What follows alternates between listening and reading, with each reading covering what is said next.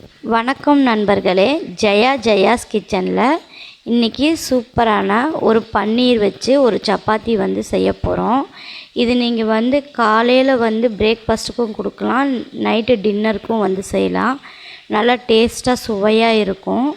இப்போ இதுக்கு தேவையான பொருட்கள் பார்த்துருவோம்.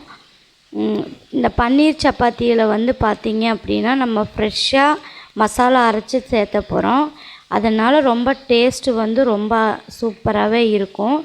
நீங்களும் இதே மாதிரி நான் என்ன மசாலா சொல்கிறேனோ அதே மசாலா அரைச்சி ஒரு டைம் செஞ்சு பாருங்கள், சூப்பராக இருக்கும் டேஸ்ட்டு. இப்போ நம்ம முதல்ல மாவு பிணைஞ்சு எடுத்துக்கலாம். 1 கப்பு மாவு எடுத்திருக்கேன். ஒரு 1/4 டீஸ்பூன் மட்டும் நீங்கள் சால்ட்டு சேர்த்திட்டு 1 டீஸ்பூன் ஆயில் சேர்த்திக்கிங்க. சேர்த்தி நல்லா கலரி விட்டு எடுங்க. இந்த மாவு, ஆயிலு, சால்ட்டு 3 ஒன்றுக்கு ஒன்று எல்லாம் நல்லா கலந்து வந்துடணும். லைட்டாக கலந்து விட்டிங்கன்னா அங்கங்கே உப்பு இருக்கிற மாதிரி இருக்கும். நல்லா கலந்து விட்டு எடுத்ததுக்கப்புறமா நம்ம தண்ணி ஊற்றி நல்லா மாவு பிணைஞ்சு எடுத்துக்கலாம். மாவு நல்லா சாஃப்டாக பிணைஞ்சு எடுத்துக்கோங்க. பாருங்கள், நான் இப்போ நல்லா மாவு சாஃப்டாக பிணைஞ்சு எடுத்துட்டேன். இது ஒரு 1/2 மணி நேரம் அப்படியே இருக்கட்டும். அதுக்கப்புறம் இப்போ பாருங்கள், நான் இப்போ தான் பன்னீர் செஞ்சு எடுத்தேன்.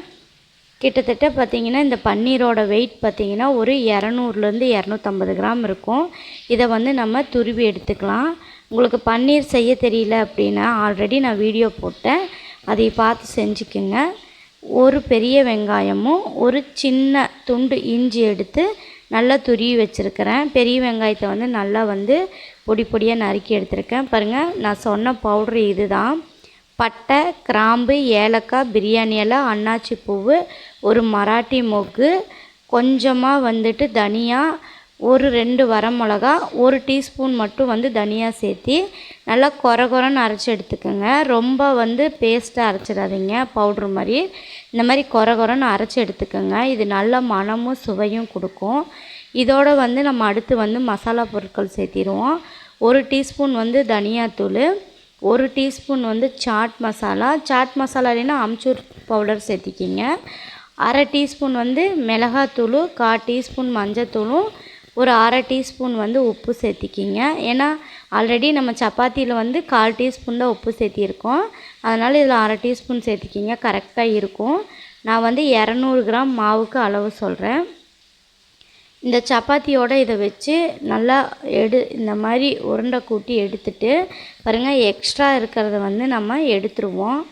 இந்த மாதிரி எடுத்துட்டு இந்த மாவு வச்சு நல்லா ரவுண்டாக இப்படி கையிலே நல்லா உருண்டை கூட்டி எடுத்தீங்க அப்படின்னாக்கா நல்லா சூப்பராக உங்களுக்கு பால் மாதிரி வர ஆரம்பிச்சிடும். இந்த மாதிரி பண்ணிங்கன்னா உங்களுக்கு வெளியில் எங்கேயுமே நீங்கள் சப்பாத்தி வச்சு தேய்க்கும்போது இந்த மாதிரி பிரிஞ்சுக்கிட்டு வராது. இப்போ பாருங்கள், நான் சப்பாத்தி தேய்ச்சி எடுத்துகிட்டு எவ்வளோ நல்லா சூப்பராக வந்திருக்குன்னு.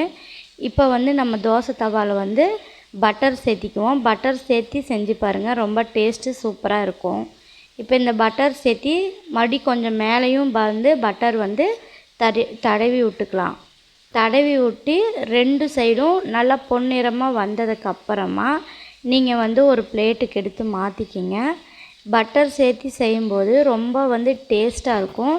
சப்போஸ் இல்லை அப்படின்னா நீங்கள் ஆயில் கூட சேர்த்து செஞ்சுக்கலாம். குழந்தைங்களுக்கு கொடுக்குறதுனாக்கா பட்டர் சேர்த்து செஞ்சு கொடுங்க, ரொம்ப டேஸ்ட்டாகவும் இருக்கும், விரும்பி சாப்பிடுவாங்க. இப்போ பாருங்கள், நம்மளோட பன்னீர் சப்பாத்தி ரெடியாகி வந்துருச்சு. இப்போ நான் மாற்றிக்கிட்டேன். மேலேயும் கொஞ்சமாக நான் பட்டர் வச்சுருக்கேன், டேஸ்ட்டாக இருக்கும். இப்போ பாருங்கள், சூப்பரான எல்லா சப்பாத்தியும் நான் ரெடி பண்ணி எடுத்துட்டேன். இதே மாதிரி நீங்களும் வீட்டில் செஞ்சு பாருங்கள். இதுக்கு எந்த மசாலாவோ குழம்போ கிரேவியோ எதுவுமே தேவையில்லை, வெறுமனே சாப்பிட்லாம், ரொம்ப டேஸ்ட்டாக இருக்கும். இந்த சேனல் பிடிச்சிருந்தா சப்ஸ்கிரைப் பண்ணுங்கள், லைக் பண்ணுங்கள், ஷேர் பண்ணுங்கள். இவ்வளோ நேரம் உங்கள் நேரத்தை ஒதுக்கி பார்த்ததுக்கு நன்றிங்க. இவ்வளோ நேரம் உங்கள் நேரத்தை ஒதுக்கி பார்த்ததுக்கு